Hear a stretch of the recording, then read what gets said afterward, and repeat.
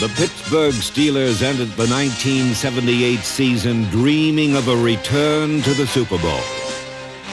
But beneath their calm exterior, this was a team troubled by one major concern. Even in their Super Bowl years, Pittsburgh's success had been largely two-dimensional, a punishing defense that intimidated opponents into submission and a ball-controlled ground game that usually scored enough points to win. But Chuck Noll knew that to return to the top, his team would need a third and decisive dimension.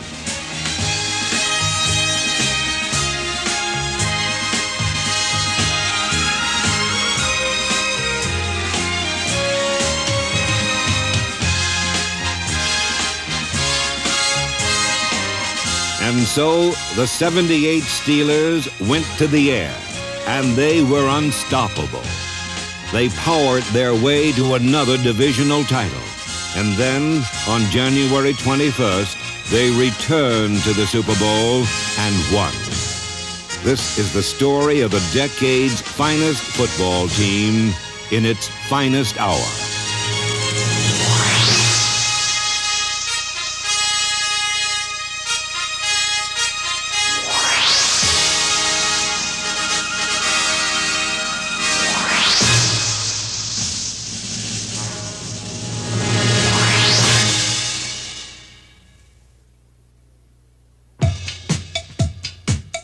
The focal point of Pittsburgh's return to glory was quarterback Terry Bradshaw. Always on the periphery of greatness, in 1978, Terry Bradshaw was football's most prolific passer.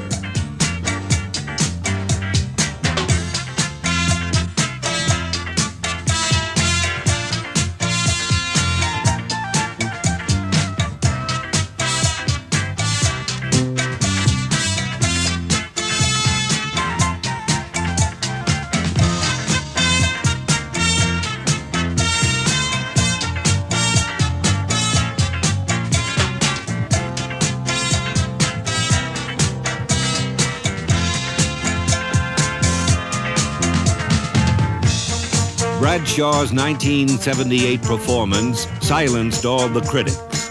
He led the American Conference in passing, and he abandoned the reckless style of his youth, running the ball only when there was a safe place for a splashdown.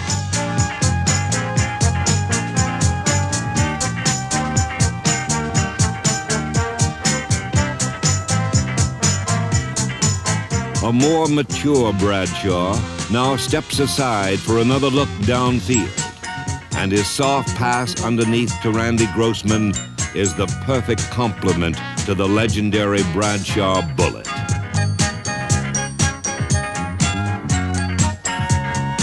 It was a new-look Steeler offense in '78, one that led the entire NFL in touchdown passes. And nobody was more grateful than veteran fullback Franco Harris. For 6 years, Harris was the heart and soul of Pittsburgh's attack, and he had the yardage to prove it. Franco Harris is kind of a unique back for a big man. He's 6'3", about 235, 240 pounds, and he's awfully quick. 10 or 15 carries, he may have 25 or 30 yards, and then boom. He's a big play man. He makes a lot of big plays. He's never really fit the classic fullback mold, for his style has always been too calculating. Some people call it avoiding contact. Franco calls it picking his hole.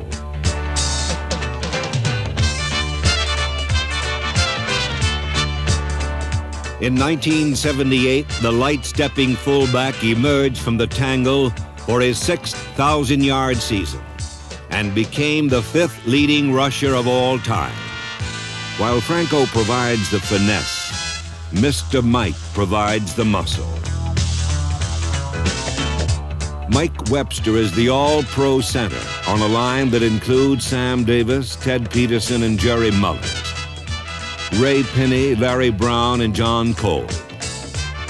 They're pro football's most effective trap-blocking unit. And when Steeler guards open a hole, runners such as Sidney Thornton make the most of it.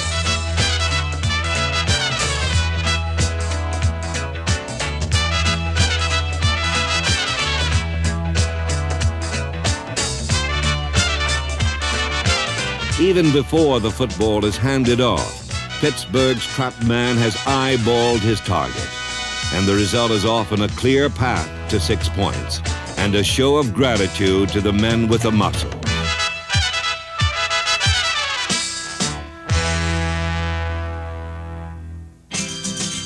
And finally, there are the pass catchers, a pair of matching bookends without equal. First, there's Lynn Swann, whose career has been a crash course in survival. But Swann is never intimidated. Last year, he braved the middle for a career-high 61 catches. And as always, he did it with impeccable style.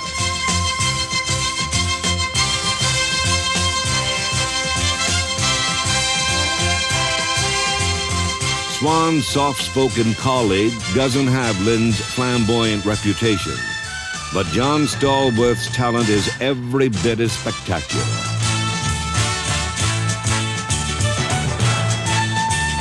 His hands are surpassed only by his uncanny ability to pick his way through a broken field, for no wide receiver in the game does it better.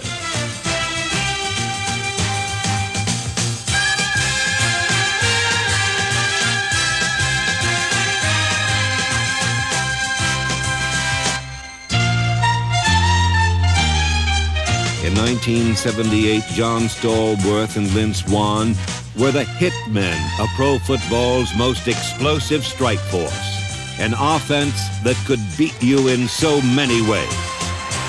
Here is Bradshaw giving the ball to Blyer. Blyer reverses it to Swann. He gives it back to Bradshaw. Bradshaw fired for Cunningham. A Pittsburgh touchdown. How about that? A Pittsburgh touchdown to win the ball game. The Pittsburgh Steelers won their first 7 games and looked awesome in doing so. Through 7 weeks, the Steelers scored more points than any team in football. It was no wonder their leader was optimistic. They just don't believe they're going to lose, and they have a great desire to go back to the Super Bowl. Very hungry bunch of football players, and when you get great, talented men and assemble them together that have a goal in mind that they want to be the world champions again, I don't know what's going to stop them.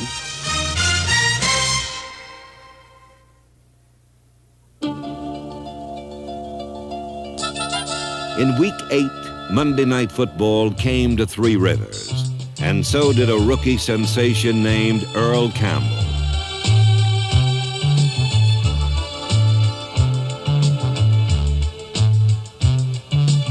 Campbell tunneled his way through the steel curtain for 3 short-yardage touchdowns and performed like a champion. The Steelers, meanwhile, played like a team in a trance.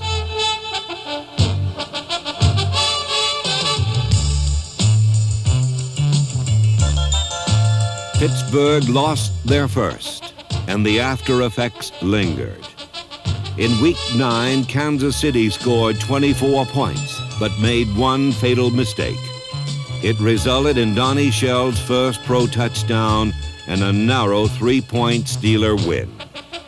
The following week, Rocky Blyer caught his first ever regular season touchdown pass, but it came with less than 2 minutes to play as Pittsburgh struggled from behind to beat the Saints. Then in Week 11, the faltering Steelers crumbled in the LA Coliseum.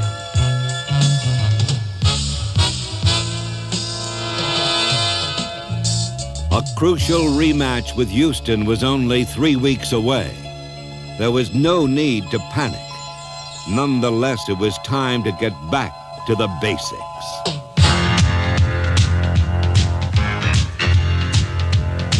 He looks like Count Dracula in cleats, and nobody's approach to football is more basic than that of all-pro middle linebacker Jack Lambert.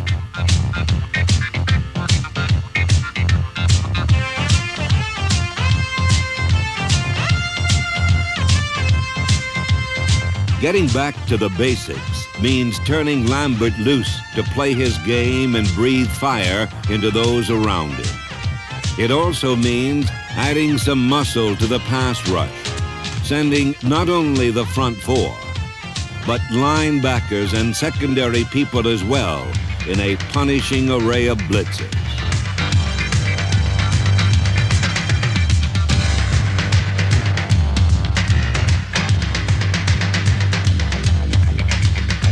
Through the final 5 weeks of the season, the Steel Curtain was once again invincible. There simply was no way through L.C. Greenwood, Steve Furness, Joe Green, John Banaszak, and Dwight White.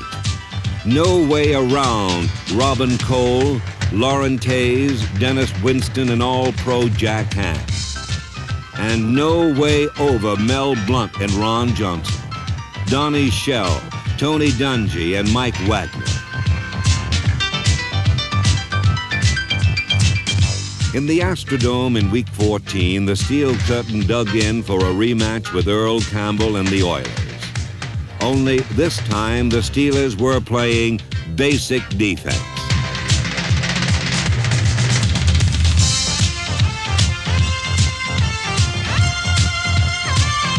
Pittsburgh hammered Earl Campbell into submission, and the NFL's Rookie of the Year spent most of his afternoon on the Oilers sideline, nursing sore ribs and watching Pittsburgh clinch the Central Division title.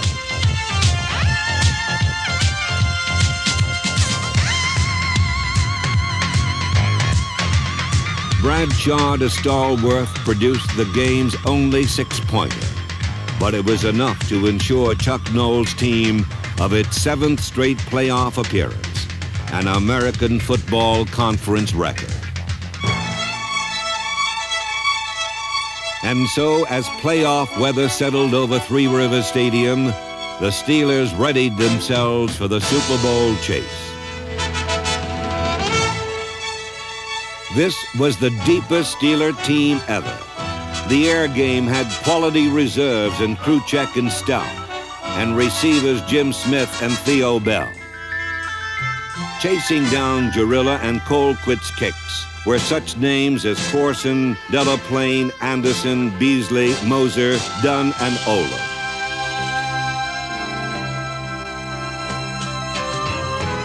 On the kick return side, rookies Randy Rudisham and number 30, Larry Anderson, gave Pittsburgh a season of outstanding field position, as well as the NFL's second highest kickoff return average.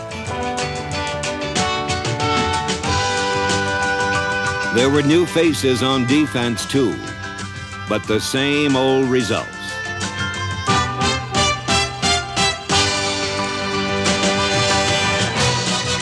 The 1978 Pittsburgh Steelers scored more points and won more games than any team in Steeler history. And as the regular season drew to a close, they were playing near-perfect football. Terry Bradshaw's Super Bowl prophecy was looking better and better, and the time was drawing near to make it a reality. Coming up, the NFL playoffs.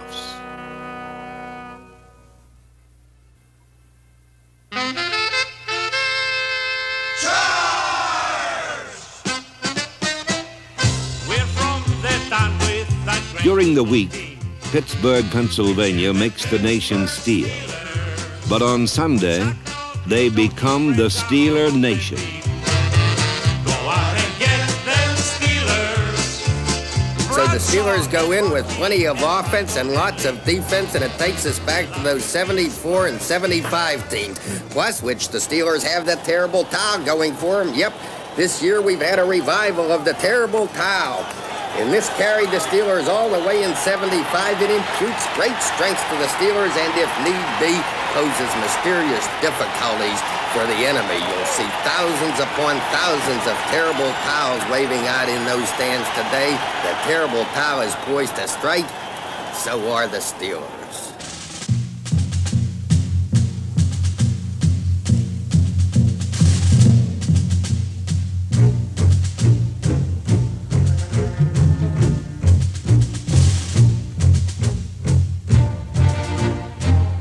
In the opening round of the playoffs, the Denver Broncos couldn't stop Pittsburgh's dynamic duo.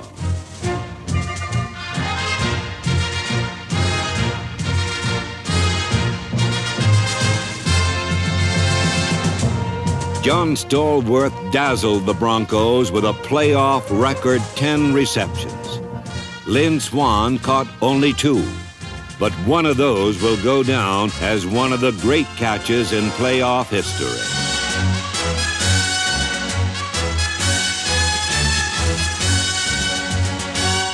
The Steeler Nation had win number 1. They were halfway to Super Bowl 13. But the second leg of the journey would depend on the defense.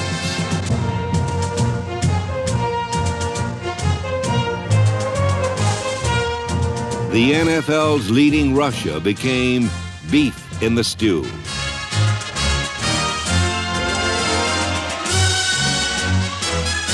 The NFL's best protected quarterback was treated rudely, then left to ponder his predicament in a Pittsburgh puddle.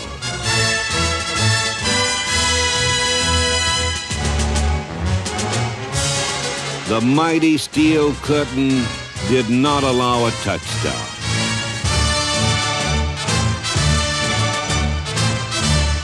While Houston took a bath, Pittsburgh took the early lead as both Harris and Blyer hydroplaned a first period score.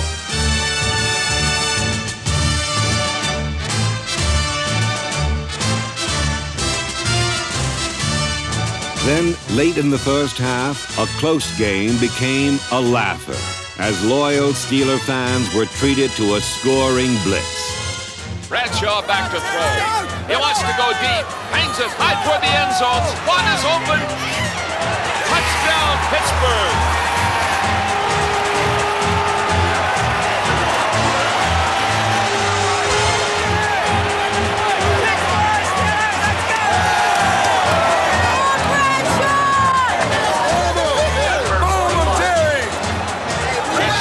Looking toward the end zone. He fires it down the middle. Stallworth has it. Touchdown, Steelers. Hey,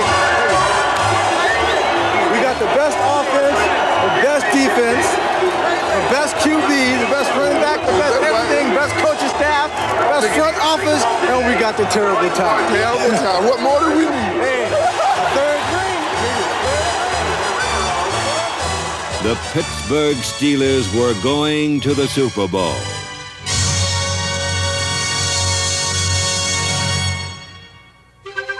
January 21st, 1979. Super Bowl 13.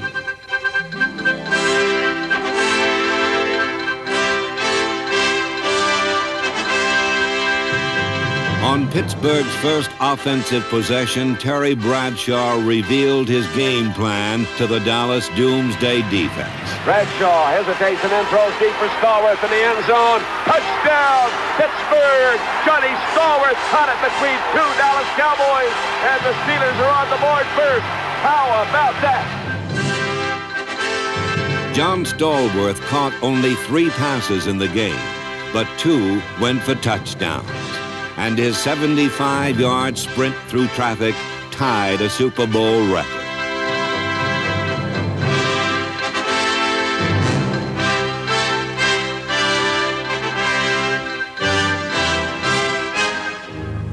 But the defending Super Bowl champion Cowboys were quick to steal away Pittsburgh's momentum.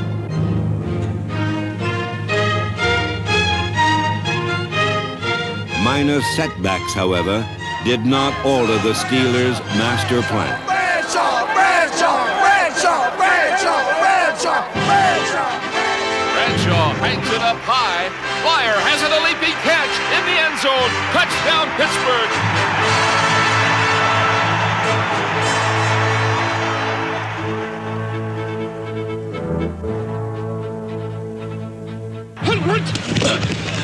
Pittsburgh took a 7-point lead into period 3, but Dallas risked life and limb to get back into the game.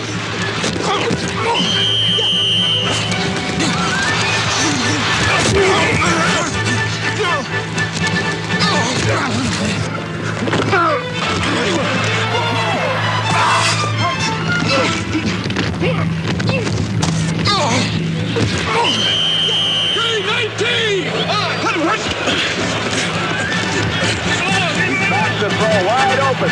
End zone, dropped it. He went to Jackie Smith, and down in the turf, he lost it. Dallas wasted its best opportunity.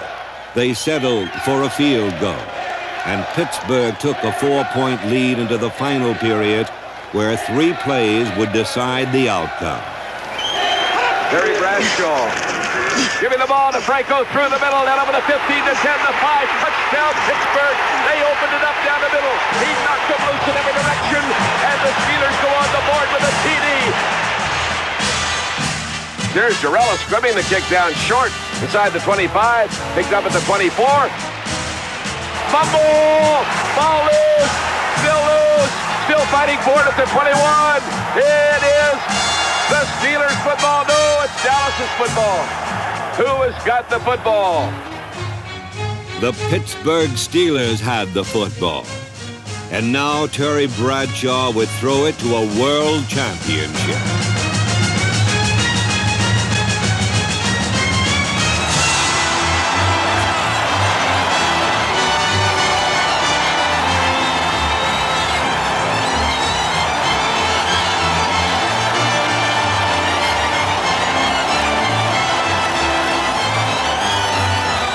The Dallas Cowboys played their hearts out, but they were a single team against an entire nation.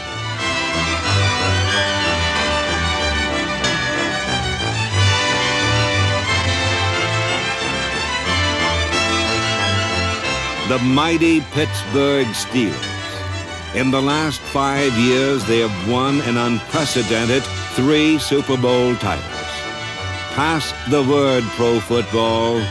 The king is back.